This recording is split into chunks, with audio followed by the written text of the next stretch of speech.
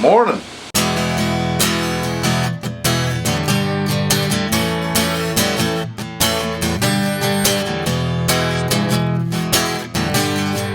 Back to hauling. First we gotta get the fire stoked up though. A little hearth heater. Actually warms this building pretty well. Okay, so little update on the ticket yesterday that had 10% splits. If you were watching yesterday's video, you seen that we took a load of beans in and they got docked with 10% foreign material. That's what it was, 10% foreign material. They docked us 94 bushel for that, which is close to $1,000 right now. Beans are like 11 something, so you can do the math there. We called, they still had the sample, they retested, and it turns out it was just an error on the grader's part. They tested at 0.7, so there's no dockage there. I think their dockage starts at 0.5 or something like that, or 0.15 or 2, something like that. So this goes to show you, you need to pay attention to your tickets. When we haul a load, we always check our tickets on the way out. Okay, we're going to spread some lawn, or get ready to spread some lawn. We're going to see if this thing will start.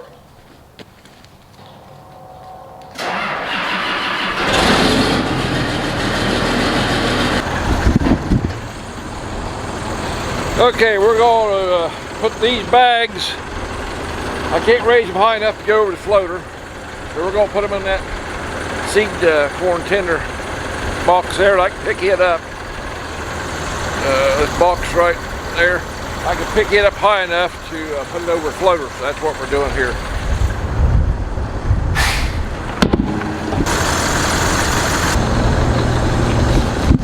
No, it's getting late to spread this for cover crop, but these kind of days, 50 degrees, it'll come up. So we got it, so we're going to go ahead and spread it and see what happens. Alright, got a little bit more cleaning up around the dryer. Try to get rid of that stuff. Blow this out with a leaf blower and we'll call it good.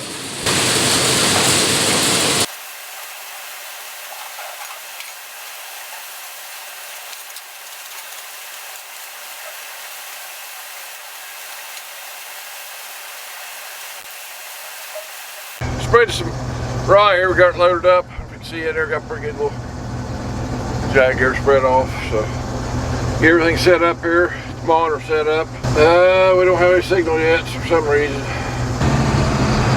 I'll spread some first there where I tore out the fence line, and over here along the woods there where I tore out some brush. You can see when I was getting the spreader set, we spread some rye and wheat here and just put it on top of the ground. You can see it come up okay. So that's what we're doing here now. We're not going to work it in. It's getting late, but we'll spread it on there and see what happens. There's where I tore out there's some trees down. I want to get them out of the way there, so we got most of this back through here. Later on, maybe this summer, I used to keep the mowed back in here. The trees fell down, couldn't get back in there. A little bit of riles. Here comes Hans following me. This field here is really rough. It's tiled out several years ago, a few years ago, and didn't get it all. Don't have it smoothed down real good. There was a tile hole we fixed. Old tile through here. It kind of makes some new holes where we went through it. We got a few holes we got to fix. I don't know what we're going to do, put gravel every what. But it's the old clay tile that we went through. This it's rough, so I've got to take it easy. You can see my old tractor steering working. The ag leader, I think it's on one track. Works pretty good. It kicks off every once in a while. Alright, just getting back from lunch, so I guess we'll get back to cleaning up around here. We might have had a boo-boo. It happens. Not a big mess up. Just sweep it right into there and it'll go back to the bin.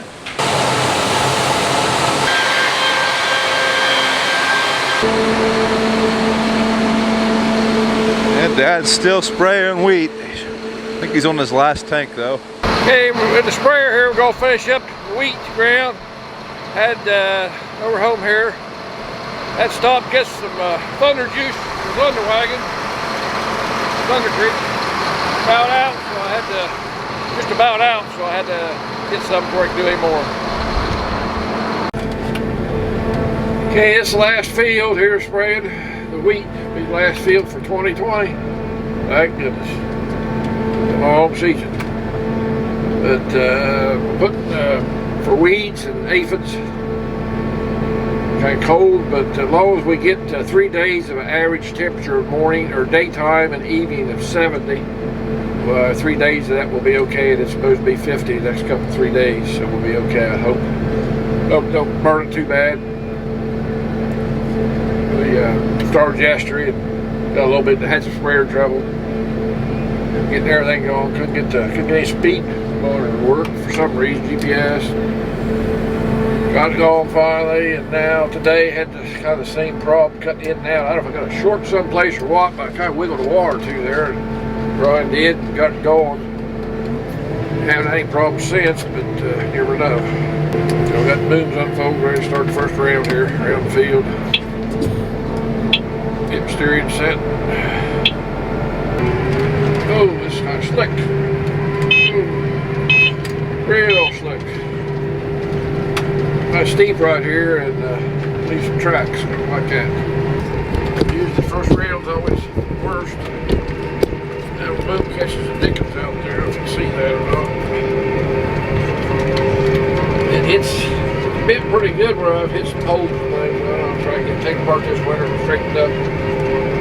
Well, Brian drug up the drill for some reason. That was the AGCO drill, that new air seeder. I don't know what happened. I had a rock or something in it or what.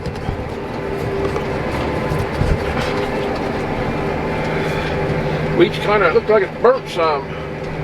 That used to be an open ditch right there. You can see some water in it. Come around there, it's springy up there on the hill. I'd like to put some tile down through. Hopefully if we ever get a tile plow or something, or do it with the hoe, I guess. I'd like to put a 6-inch down there, help take care of some of that water. That ditch goes all the way around over to the creek over that way.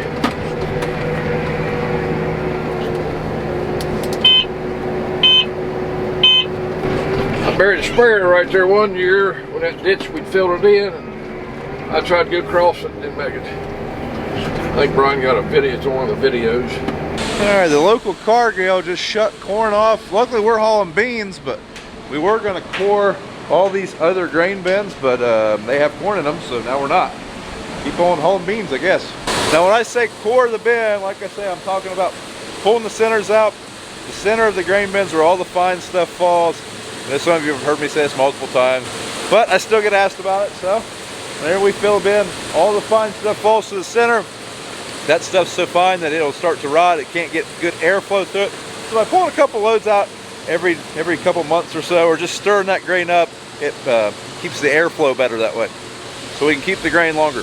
Well, I got deer blind over here. I don't know if you can see it. It blends in pretty good. That deer right over there. I don't know who's that is. That Ben's or whose it is? That deer blind, somebody probably come from over the hill there, probably. That big old hill right there on the other side, about, oh, it's probably a mile or so.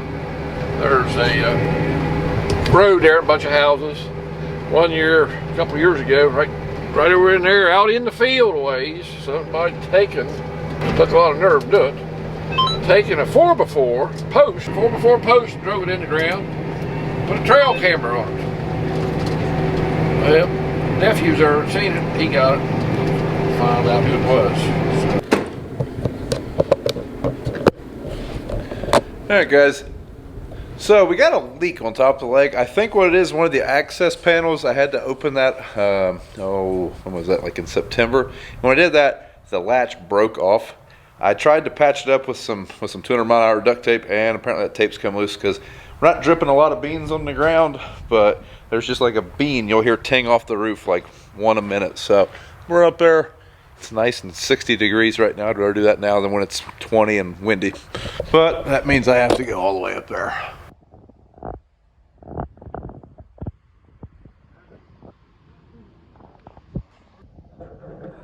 Okay, so we're on the cell phone, so I'm sure the audio is great. This is what's leaking. This latch that holds it closed is busted.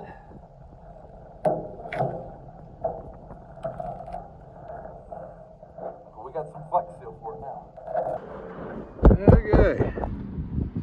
It looks terrible. I don't think it'll hold, but it'll hold for today. Terrible, terrible, terrible. Okay, starting the last field here. 2020 spray season. I think I got just enough chemical to do this. This is where the beaver's dammed up the creek over here. Well, we got a little bit more. Just enough for this little field over here, baby. We gotta go across the mud hole. Looks pretty deep. Daggone beaver's got dammed up, but it's pretty solid, so we ought to get over do it okay. Just kind of get muddy. Can't do more than get stuck, I guess. We'll find out. But daggone, they got her dammed up pretty good down there someplace. Usually not this much water in there. Yeah, I don't know how many total acres we covered. This used to tell this monitor, but it's different change here. It's a different monitor. So I'm guessing probably around 10, 11,000 acres, something like that. Time we go over everything 3 or 4 times, it all adds up. So a lot of spraying. Do more spraying, spend more time in this than anything. I think I put over 300 hours on it. So it's a lot of spraying. Yeah, I guess that's all the grain hauling for the day.